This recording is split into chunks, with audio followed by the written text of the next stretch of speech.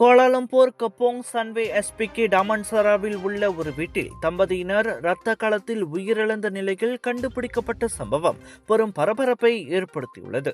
இது கொலை அல்லது தற்கொலை சம்பவமாக இருக்கலாம் என போலீசார் தெரிவித்துள்ளனர். செந்துல் மாவட்ட போலீஸ் தலைவர் assistant commissioner Ahmad Sukarno Mohamed Zahari கூறுகையில், நேற்று காலை 11 மணியளவில் இச்சம்பவம் தொடர்பான அவசர அழைப்பு கிடைக்கப்பெற்றுள்ளது. அதில் ஒரு ஆணும் பெண்ணும் உயிரிழந்த நிலையில் இருப்பதாக தகவல் வழங்கப்பட்டது. சம்பவ இடத்துக்கு விரைந்த போலீசார் 54 வயதுடைய அந்த ஆணின் கழுத்தில் குத்துக்காயங்கள் கண்டறியப்பட்டன என்று கூறியிருந்தனர். அவரது அருகில் இருந்த 52 வயதுடைய பெண்ணின் உடலில் மொத்தம் 13 குத்துக்காயங்கள் இருந்ததெனவும், அதில் 10 காயங்கள் கழுத்து பகுதியிலும், இடது கையில் ஒன்றும், மேலும் 2 காயங்கள் உடலின் பிற பகுதிகளில் இருந்ததாகவும் தெரிவிக்கப்பட்டது. தம்பதியினருக்கிடையிலான கருத்து முரண்பாடே இந்த துயர சம்பவத்திற்கு காரணமாக இருக்கலாம் என ஆரம்ப விசாரணைகள் நம்பப்படுகிறது.